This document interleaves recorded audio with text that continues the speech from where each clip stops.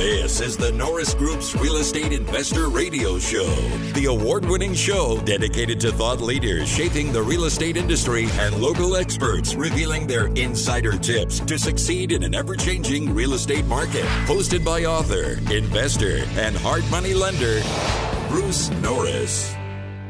Hello everyone, it's Joey Romero, back again with another installment of the I Survive Real Estate Legacy Series. The I Survive Real Estate Legacy Series is a series of interviews with Rohny Award recipients. The Rohny Award is given every year at I Survive Real Estate to a real estate educator or mentor that has impacted the real estate investor market or investors along the way. Hope you enjoy. All right, thanks for joining us. My name is Bruce Norris, and today our special guest is Ward Hanigan. The Rohny Award was created because a man named Jim Rohn changed my life in 3 hours one night in 1980 and sent it in a completely different direction. And Ward received the Rohny Award to recognize his contribution to the real estate investment business and the many lives who he changed because he took the time to teach what he knew. Ward's a full-time foreclosure specialist and trainer in San Diego County. He brings over 37 years of real estate experience with a degree in economics and a doctorate in law. He has worked in California's foreclosure market exclusively since 1982, and as a consequence, he has extensive experience finding cash, researching title, handling evictions, rehabbing, selling, consulting, and is a one-on-one trainer and mentor to some of the most successful foreclosure practitioners in the Western United States. And Ward, that's probably an understatement. I think I'll just say this one on my own, that if you made $1 million a year in the last 20 years doing the foreclosure business, you took Ward Hanigan's training. It's probably just that simple. So thanks for joining us. I appreciate it very much. Sure, happy to do so. When my son Greg was going to go and pursue foreclosures, I insisted he take your training. He said to me, he says, well, you have a foreclosure course. I said, yeah, I do. And I think it's good. But for whatever reason, I'll pay $5,000 for you to take Ward's course just so you can pick up the phone and talk to him about the stuff that might happen, because he's already seen it and I have not. Just so you know, Greg was successful enough where he's now retired.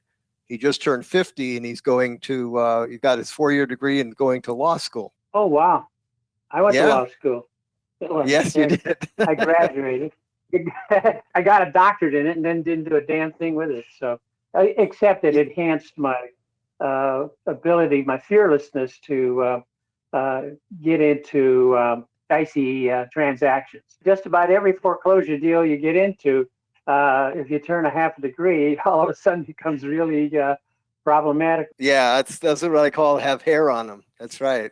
How did you get involved in it? How did you get involved in the real estate investing and then foreclosures specifically? I got in the stock market years ago, Shearson Hamel, because I had an economics degree from the University of Cal, Riverside. And I thought it was right up my alley. And while I was in the neophyte stage, I loved it. I made tons of money at it, starting green. I was their fair-haired wonder boy, Ed Shearson, blah, blah, blah. And then when I found out the underbelly of the business and where you really had to fabricate stories or hypotheticals that you really didn't believe, and it was aided by the company itself to come up with these hypotheticals from New York. So, but I felt after a while that it bothered me tremendously because I had a pretty good image that I didn't want to do any harm. And I was quite certain at the end of every day when I looked at what I was doing that I wasn't happy with Ward Hanigan. And when you get ashamed of yourself, you just got to quit. I don't care how much money you're making. And so I did. Good for you. I quit and I got into real estate because there was a cattle call ad in the paper saying, hey, we're a new real estate company in San Diego and we got an open house and come on down and see what we're all about and maybe join us. And so whoopee, I went on down there with my IBM suit and, floor shine shoes. And I was the oddball in the room. I remember Bill Riley, what a fabulous guy. He had an overflow crowd. He says, gee, this is fantastic. He says, let me ask you a question. How many people in this room have a real estate license? And everybody, it seemed, except Ward Hanigan, raised their hand. And I go, oh, shit, the self-talk, like, God, I wish I had a license. And he said, could you all stand up and come to the front of the room and meet Charlene? And so they all got up and went to the front of the room. It was about, maybe easy, only about a third of the group was left seated. And she said hi, and she said, follow me out this door. And he followed them out the door. When the door closed, Riley rubs his hands together and says, okay, now we can get down to work. He didn't want anybody else. They were escorted out of the building. No, he said, I don't want to untrain people. It's hard enough to train you guys. He said, but my God, it's impossible to untrain and train. So I'm not doing it. Oh, man. You should see the roar of laughter and the guys, that myself included. So I went from yin to yang very quickly, from, oh, man, and into hallelujah. So I made a lot of money selling apartment houses. It was a Chula Vista commercial realty. And I took it to like a duck takes to water. I couldn't look more forward coming to work every day than I did. I just could hardly wait to get and open up the door.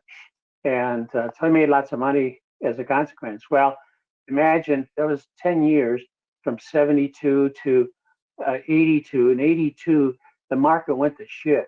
I refied at 17 and a half. Who's going to buy investment property and pay the atrocious interest rate? That killed every investment deal. And so all of a sudden the unthinkable happened. And I thought I found my nest, number 2. I thought IBM was number 1. No, that didn't work out. But I had been curious about foreclosures because sometimes we would try to take advantage of a building in foreclosure. And I was a rank nobody as far as understanding what the hell that was. Since I went to law school, I decided that I was going to bone up on foreclosures, and I did. I got personally very interested in it and tried to do it on the side. There's no way you can do foreclosures and make, millions of dollars doing it part-time. I waited until I could round up some money. And so then I had to become an expert at learning how to raise cash and get people to, invest in me because I didn't have enough money to do it by myself. Right. So that's how I got into foreclosures. And I was deathly afraid because I was using other people's money. I was deathly afraid I'd lose their money. I was more afraid I'd lose their money than I was if I was going to lose my money. I don't know why, but I just couldn't tolerate. I agree with that. I agree with that wholeheartedly, man. I read every book in the library on California foreclosures, went to every carpetbagger that was coming down to San Diego and talking about foreclosures. It was all nonsense. It didn't match the code at the time and stuff like that.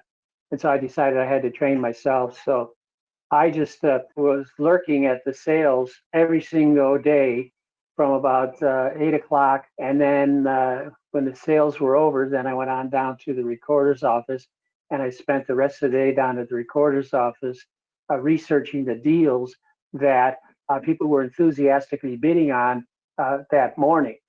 And so I figured there got to be some reason that they're bidding on it so much. And so that's how I taught myself the business of foreclosures and looking at hundreds of deals. And I would take weekends and go over those deals and stuff like that. I even made a little mini recorder's office in my office. I persuaded the recorder to sell me 5 years of their recorded record and in microfilm, and had special cases I bought from LA trucked on down. And so I could research 5-7 days a week. I was that passionate about it because I was that afraid. And what happens is if you work out of fear, it doesn't matter. You work out of fear or work out of love, doesn't matter. And then after a while, you become so used to being driven not to make mistakes and look at every single remote possibility of how you could screw up and on and on.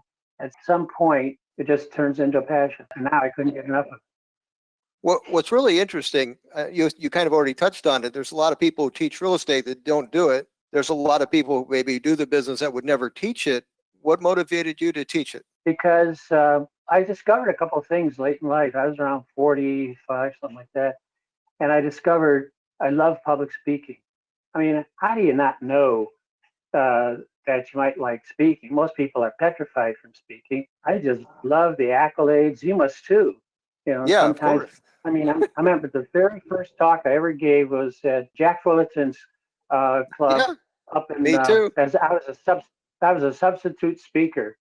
And he had harangued and harangued and harangued till I said, okay, I have no experience, never took a speech class, yada, yada, yada, yada, tried to talk him out of it. And he said, Ward, listen, it's if you stand there like a wooden Indian, it's better than nothing. And his club was about 20 some odd people strong at that time. And I gave this talk. I had figured out, I only got through about a third of what I really thought I would go cover. But they didn't know that. And when the time was up, they all stood up. I couldn't believe it, and gave me a standing ovation. It's the first and only one I ever got.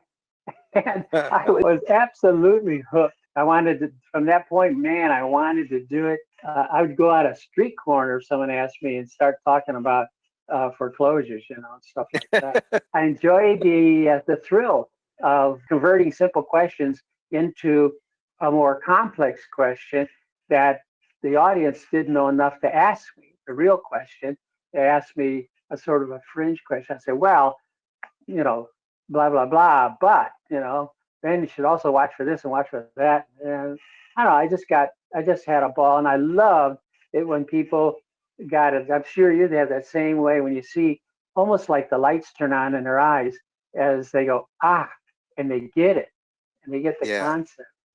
And then I loved, in between talks in my office, try to figure out faster, easier ways I could explain something that the audience gets it quicker and better. Now, every year you held an annual meeting for the alumni, the people that you taught. That had to be, I don't know, highlight of the year, I would think. It was fantastic. Did it for 23 years straight. It used to cost me a couple grand every year to subsidize it, because the grads paid some, brought along their wives or partners or whatever. And then I learned from that experience too. I learned that to give a great talk and keep the energy going, you had to do it at a sort of a remote location, so that they didn't take a lunch break and forget to come back. I started using Indian casinos because they were relatively new at the time I started to do that. I didn't charge for parking like some hotels did. They were sort of remote, they're on the edge of a reservation or something, and they're not going to scoot into town. That was really great. I used to give a talk myself. We had two speakers, one in the morning and one in the afternoon. So we had a guest speaker, like Mike Cantu, and et cetera, guest speaker in the morning. And then I would be the speaker at the beginning of the session in the afternoon and give updates on what's going on as far as California foreclosures are concerned. Here's the up-to-date master forms that there were changes throughout the year. And if you took the training in February and it's now, in October, but then, maybe you need these handouts, because I wanted to have the most up-to-date materials. One of the things when you teach, it's really interesting who succeeds. And I looked at your favorite book list, and one of the titles is Talent is Overrated. So how did you see that play out as a teacher of the business that could make people millionaires? And some people chose to do it and some others did not. Well, I always tried to, when someone came down for the training, and I never did training in a big class like yours, I like to train one-on-one. And because money was no issue with me, I was making gobs of money in foreclosure, and I didn't need to subsidize my income from 30, 40, 50 people at the same time. So one-on-one, or at the most one-on-two. I never, ever trained more than two people at one time. I would see them drive up in their car, and the fancier the car, the greater chance they're not going to do a damn thing with it. If they come up in a Mercedes or a Lexus or some shit like that, they probably got it too easy. You got to be hungry. You got to be driven. This has got to work. That kind of attitude. They have no luxury to wait until it's warmer or colder or they're richer or whatever the hell. No, they got to do it. For a long time, it bothered me, and probably you have the same experience, where you can see a person's got enough money to do this. He's got buku brains. I mean, genius level brains and support and just everything is right. This guy is just damn, and he never do a damn thing. Yeah. Never, ever do a damn thing. Only about 3% of the people who I poured my heart into ever did anything with it. And I was desperately looking for telltales that would give me an idea of where that 3% is. I had some obvious misfits that I shouldn't teach, and I turned them down. I had to do it gracefully. I didn't want to crush them and this and that. I said, guys, look, you got to have a little bit more background in real estate. Here's a book of some suggestions, and why don't you, go on and we'll reschedule your training, but why don't you go back home and get these books, and when you're ready and when you got them absorbed, give me a call. And that's the way I would let them down gentle. But I didn't want to take $5,000 from somebody, and in my heart of hearts, I just knew they weren't going to do a damn thing with it. What would you do if you were starting today? How would you approach the real estate business as far as a buyer? What would you do? I would scour the real estate market and I would look for that niche. And you remember, I always told you, I always threatened that someday I'm going to give a talk for you, and the title's going to be Sons of Niches. Yeah, because you got to zig and zag in real estate, and nothing's for sure. You're on the West Coast, and then all of a sudden you zag to the East Coast. You're into real properties, and you zigzag into office buildings or apartment houses or one bedroom, one bath dingbats or whatever, right? There's nothing set in stone. And so when you're starting out, you want to start with something that's got some real potential. And it's not just a quiet backwater for people who don't have a lot of ambition. Be a buyer, be a seller, be a developer, but a principal in a transaction. You've got to if you're going to make gobs of money, rather than somebody who's getting some kind of fee. That won't make you rich in real estate. You got to get in. You got to get your hands dirty. You got to either be buying and selling something. But I would look for what's good. So the market's always either favors a buyer or it favors a seller. But don't get too satisfied, because it can fairly quickly segue into being just the opposite. So you got to be ambidextrous if you get in the real estate business and you're a principal. So right now, what you got is you got a real dicey market. I mean, this market is, you got super lopsided in favor of upper income or wealthy people. And they're the ones that all these damn buildings around. They got one right across the street I'm looking at all the time. It's just built for people who are affluent. And what about entry-level people and the mid-level people? My God, they can't afford the rents if they're not buying. And if they're buying, how in the hell can you afford to buy something that's $600,000, $700,000, $800,000, and that's entry level? Come on, you got to have 20% down if it's a conventional loan.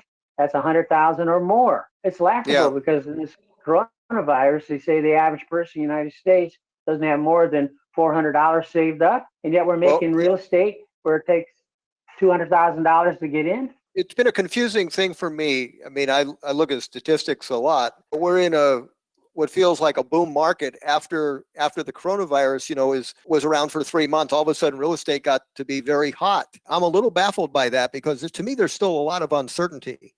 So I look at all this stuff, because now the median price is like $700,000 in California, up 10 or 12% in a year, and I'm surprised. Well, we're in a W. I don't think we're in a V-shaped thing. We're in a W, and I see it coming roaring back again. We got a big thing coming right smack in the middle of our faces, and that is whether or not we have a real big, incredible, unbelievable battle over who's the president after the election. Yeah. Are absolutely. You crazy? That's amazing. And if you're in a stock market as heavy as I am, man, what the stock market hates is uncertainty. It just sits there and quivers and goes down like hell. So I cashed everything out. I just want to tell you, one of the things about the Rohny Award, and this is, a series of interviews that we're doing for people that received it. One of the things is that the reputation is absolutely spotless, and man, that's yours. And you said a couple of things, when you were a stockbroker, to have to keep going, you had to sort of tell stories that weren't true, and you refused to do it. Not everybody does that stuff. I mean, honestly, it's an honor to have you in a very small group of people that hold that award. There's a story that to me was very impactful. When you were very young, I think you had an aunt. It was Aunt May. Your circumstance wasn't the brightest, and yet that day she impacted your life forever. What happened was my mom and dad got married in the middle of the Depression because they met at some hotel that was having dance contests. And they used to in the Depression have these marathon dance contests, and after 3 days, who's ever left standing wins and crap like that. And so right. My mom and dad met at one of those kinds of shindigs, and they were great natural dancers and showed it in public and on and on. And they won contest after contest and stuff like that. And so I guess my mom thought that that's a good reason to get married, is because you're great dancers. And but she found out she wasn't ready for marriage and kids and the responsibilities that come with that, and the change in the lifestyle. She loved the adulation of being in clubs and drinking booze and entertaining and all this stuff. My dad was the same sort of thing. He was a little shyer than my mom. And so they broke up. And then because they were Catholic, they didn't get divorced when they should have. And so finally they did. She got divorced, and she didn't know what to do with us because she had 3 kids at the time. My older sister, then my brother, and then me. And so the 3 of us. So she put my brother and I in an orphanage, and the older sister went to live with Aunt May, a mysterious person that lived in New York City, that was high on the totem pole of boroughs, head of their complete training department, et cetera, childless. So she took my sister, and she went into a mink-lined cocoon at private schools, and et cetera. The boys, she didn't want anything to do with boys. And so we landed up in the orphanage. I landed there in the orphanage. I was, my brother was about 2.5, and I was 4 months old. That's when I went in the orphanage. So I didn't know anything other for the first 11 years of my life other than the orphanage, Wow. And so to me, it was just normal. It was, I didn't miss anything. I did miss affection. When I got pats on the back, especially when a man would ruffle my hair and pat me on the head or something like that, boy, I didn't get water on my head for 3 days. I wanted to keep feeling that feeling. So, or a pat on the shoulder, my God, I would just almost quiver, because the orphanage was run by nuns. There was nary a man around that I could model after. The priest came, and an hour before Mass on Sunday and left. Aunt May was an unknown to me, and all of a sudden I got a call from the office in the orphanage, and that my Aunt May is going to come in the summer, and she's going to pick my brother Burke and I up, and we're going to go for a trip, a long 2-month trip for summer vacation, and then come back to the orphanage. So I kept asking everybody I could, is it summer yet? Is it summer yet? When is it summer? And this mythical person is going to come get me. And it could have been the devil, and is it summer yet? Stuff like that. And so she did finally arrive, and she drove up, parked right in the front of the orphanage, which is no parking zone, in this big ass Packard convertible, a 1947 convertible, brand new convertible, yellow, called later the banana boat, but anyways, a yellow, bright yellow with red leather interior and the top down. And she's out there honking the horn, thinking the concierge is going to bring the 2 kids out. Anyways, when we went out, my brother whispers to me, being 2.5 years older than me, he's growling at me. He says, I got the goddamn backseat. And I go, wow, okay, fine. That was his loss, I found out. He got in the back seat. And so I sat in the front of the seat. There's no seat belts in those days.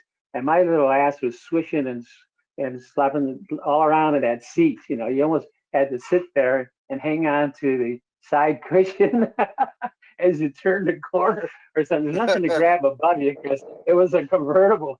And but she didn't drive fast. She really didn't. But we drove up to from Syracuse, what was it, Buffalo and Niagara Falls, crossed into Canada, and from Canada took a Canadian highway all the way across to I think it was Detroit and through the tunnel from Canada through the tunnel and drove on into Illinois, where my Aunt Ruth, which is the other sister my mother had, was, and that we spent the balance of the summer. Well, anyways, Aunt May, about the second day, she and I didn't have anything to do except to be, cabin mates and just talk to each other.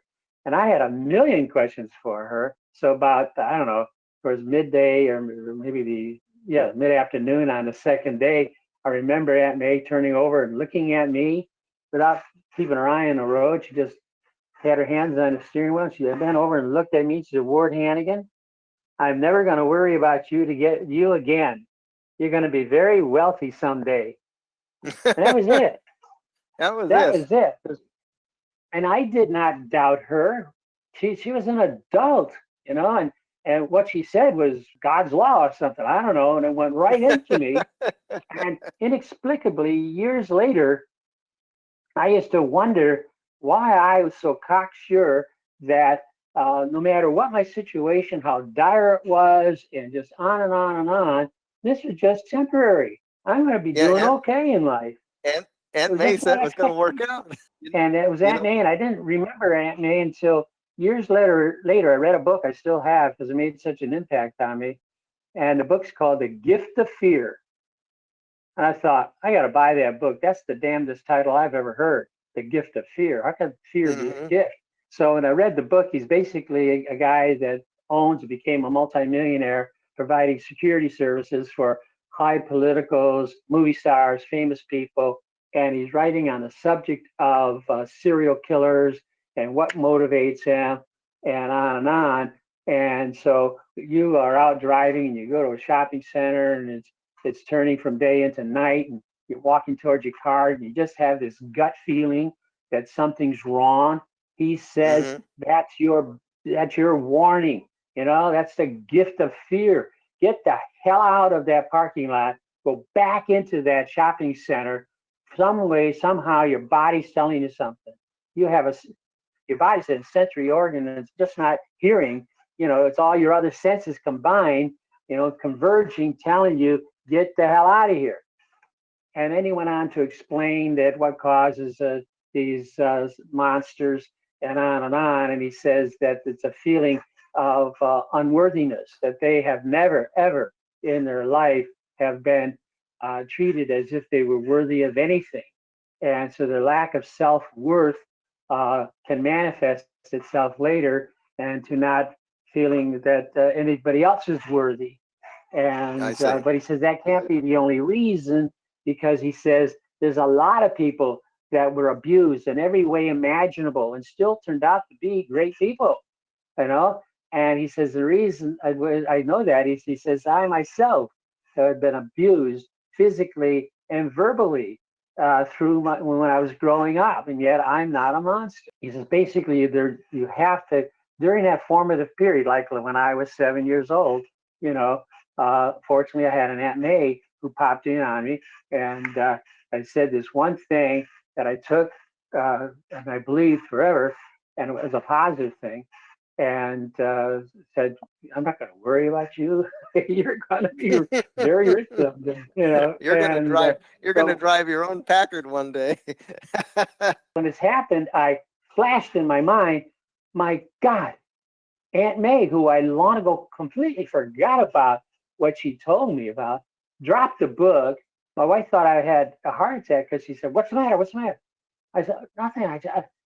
My God, I just realized something. I put two and two together. Aunt May made me feel whole for some reason." It wasn't like she was in your life from there on after. It was that one. That's right. That one time. And that's all it takes. And the guy that wrote the book said, it's all it takes is some adult tells you when you are impressionable enough that pats you on the back, gives you a compliment, tells you that you're great, you're smart, you're whatever, and that's all it takes. And it'll grab hold like a virus, and just never leave. And no matter what else happens. And so that was it. That's I also learned from my reading that you have whatever you want in life, you got to give first. You cannot hope to receive it before you give it to somebody else. And if that's compassion, you got to give it. If that's respect, if that's being a friend, if that's wanting to be remembered, whatever it is that you want, you got to give first. And so therefore, you got to think highly of yourself, and you got to congratulate yourself. You got to be your own best friend. You got to love you. You got to respect you. And the way I do, another magical thing happened to me, and then I'll let you go. Is one thing, don't start Ward talking, right? Anyways, at 50 years old, my brother gave himself a birthday party, and up in Riverside, and he got the what is it, the big golf course in Riverside where all the rich people go? Victoria Club. Country Club. Yeah, it is Victoria. And I was in San Diego. He invited me, and he invited all of his buddies and friends, the business friends in Riverside. He had the Hanigan business farms in Riverside, and sold hospitals and the highway patrol and on, all these multi-page continuous forms. Right in the entrance when we walked in, there are two photos, blow-up photos. And one of them is a picture of Burke when he's about 7 years old, 6 or 7 years old.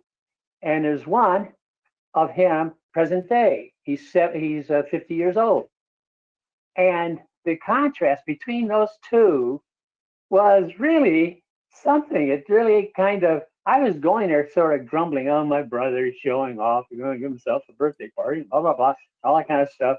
And I go up the entrance, and I said, wow, that is cool idea, because it starts a buzz. Everybody that goes up marvels at the difference between here's this young boy and here's this 50-year-old man type thing, right? Yeah. Going in. So I went there, and it was fine, birthday, and blah, blah, blah. And months later, I get a package from my brother Burke, and in it, it has a blown up photograph of me in a frame with the frosty glass. And on it, he's just got a little post-it, and it says, thought you might like this, Busk. I couldn't pronounce Burke when I was a little kid, so I called him Busk. And so it says Busk. And I looked down and I'm like, what the hell am I going to do with this? I mean, I am really not a guy that is stuck on himself. And so if you walked into my living room, you wouldn't see a whole bunch of pictures with me with famous people or trophies or any of that stuff. You'd see a half-eaten box of peanut brittle or something. But anyways, he gives me his picture, and I wasn't going to put it. I didn't know where to put it. I teased my wife, and so I'm going to put it in the garage. And she said, no, you got to put it in the house. It's a really nice picture of you, yada, yada, yada, yada. You're going to appreciate it, and all this kind of stuff. So finally, I found a space in our bedroom where it hangs right above a nightlight that I read by, because my wife goes to bed earlier than I. And so the last thing I see at the end of the day is that picture of me, this buck-toothed little kid. I got a buzz job and a big space in front of my teeth. It's still there, and smiling. Probably doesn't know why he's smiling, but he's smiling. And so all my life, I was always looking for a hero. I didn't have a hero in an orphanage. That's one thing I didn't have an uncle that I loved, or a grandpa, or someone that taught me how to fish, or watch him fix a flat tire. I just hungered for that kind of thing. And so I was always looking in books for my hero. And I would look for famous people like, Benjamin Franklin and, Ford and Carnegie and, all these people. And I'm just hunting really basically for a hero, someone that I could pattern myself after. And so I found out years later from that picture that picture hanging on the wall. I've really found my hero, and my hero is me. My That's hero pretty cool. is me. So every night before I go to bed, I silently stand there and I talk to this little kid who has such unquestioning love for me and looking and smiling at me. And so I talk to him mentally and I say, well, champ, how'd I do today? You proud of me? Did I do the right thing? You know? And during sometimes in my business life, when I can either choose this and take too much or this and on and on. When I get those kind of moral questions that are, Yeah. they're not bad, but they're just kind of squishy, and I just instantly think of that little guy that I'm going to be talking tonight. I know exactly what to choose. I want to make That's a fantastic barometer for life. To be able to look at yourself, if it's a younger you or if it's a picture that you want to be proud of your decisions. Absolutely. Ward, I've really enjoyed this. I enjoyed Aunt May's story the first time. I think I even enjoyed it better the second time because we kind of extrapolated how it ended up affecting your entire life. And I got that more soundly, or I understand it more this time. So thank you for your impact in our industry. And I'm glad you seem like your health is doing great. You're worried about your stock portfolio. So that's a good thing. No, you know what's I'm not it's worried interesting. about it. No, you don't even own it now. No, I did. Yeah, I sold it all out. And but I got the cash because I'm going to buy in the down. There you go. Yep. All right, Ward. Hey, have a great afternoon. Great talking to you. All right, champ. For more information on hard money loans and upcoming events with the Norris Group, check out thenorrisgroup.com. For information on passive investing with trust deeds, visit tngtrustdeeds.com. The Norris Group originates and services loans in California and Florida under California DRE License 012-19911, Florida Mortgage Lender License 1577, and NMLS License 1623669.